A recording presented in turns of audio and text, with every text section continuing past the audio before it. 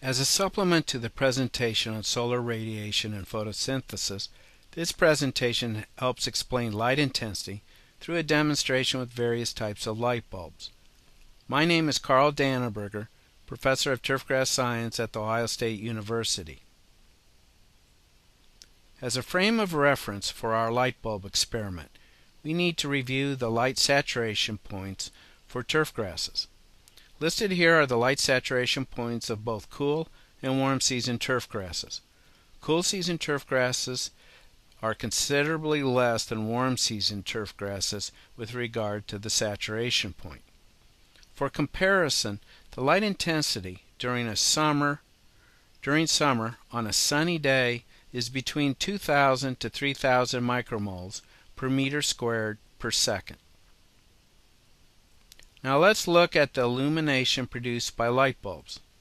Often light bulbs give the wattage of the bulb, like 40 or 60 or 100 watts. Watts is a measure of power.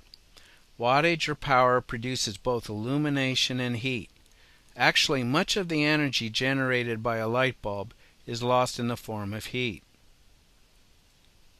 Here we have two standard halogen light bulbs, a 60 watt and 100 watt. We have placed them 5 inches above the laboratory counter to illuminate the white paper surface. We can measure the light intensity 5 inches below the bulbs using a quantum data logger with a light sensor. We are measuring the light visible energy, and as a reference we can see that the halogen light bulb produces light wavelengths across the spectrum. For fun, and as something of interest, we will measure the light intensity from a black light. Black lights produce ultraviolet light. Black light produces little illumination, and most likely we will see that in our measurements. In addition to taking the light intensity measurements, we recorded the temperature of the white surface in the light bulb with an infrared temperature gun. If we compare the 60 watt to the 100 watt bulb, we see that we generated more illumination or light intensity with the 100 watt bulb compared to the 60 watt bulb, but at a cost. It requires more electrical energy or cost to run the 100 watt bulb. Note the values for both bulbs placed only 5 inches above the surface do not generate the light intensity to saturate cool season turf grasses. Temperature of the paper has increased 5 to 9 degrees Fahrenheit depending on the light bulb, and the bulb themselves are quite hot. A considerable amount of the energy of the light bulb is lost in the form of heat. The black light, as expected, has produced little if any visible light illumination. Note the considerable heat generated by the black bulb. I hope the light bulb demonstration provides you with a relative idea of the light intensity that can be generated, which is not enough for cool or warm season turf grass growth.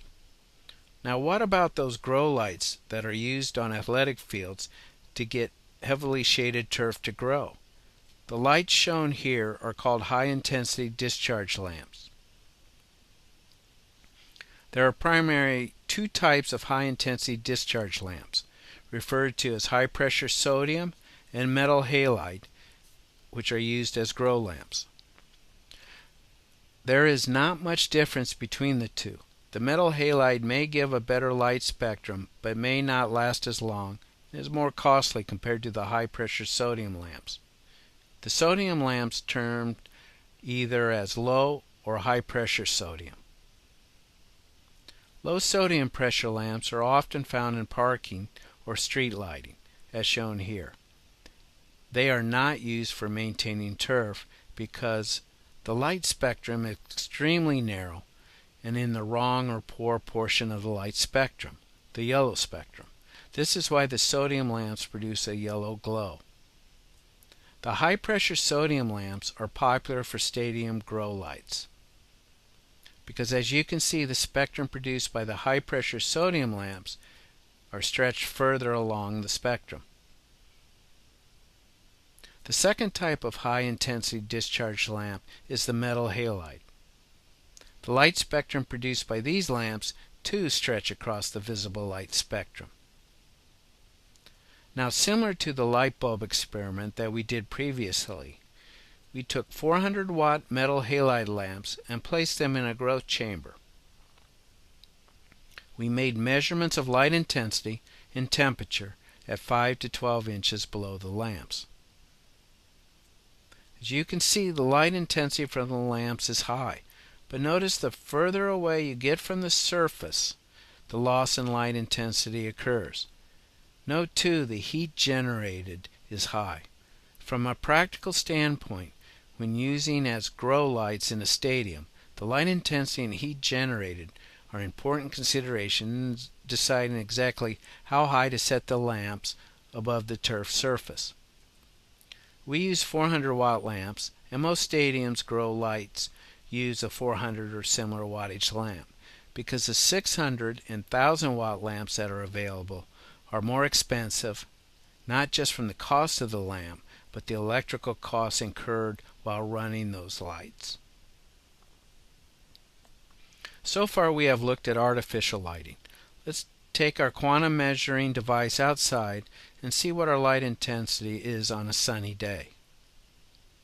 The reading is 1079 micromole per meter squared per second. I mentioned earlier that on a summer day the light intensity is between 2000 to 3000 micromoles per meter squared per second, but our reading is less than half of that. Why? If you notice the leaves on the ground in the previous slide, the measurements were taken in October in Columbus, Ohio. Although it is a sunny, bright day, the sun angle is much lower in the sky, thus less light intensity reaches the turf. What if we move our quantum measuring device and place it in the shade? The reading is 103 micromoles per meter squared per second, almost 90% reduction in light intensity. Less than our 60-watt bulb, too, set at 5 inches from the surface. This reduction is similar to that discussed in solar radiation and photosynthesis presentation. Now our last measurement. Let's wait a few days and go out and measure light intensity on a cloudy, rainy day. The measurement is 196 micromoles per meter squared per second. Pretty low. No wonder warm season turf grasses face difficulty during periods of cloudy, wet conditions. I hope this demonstration has given you a better understanding of light intensity.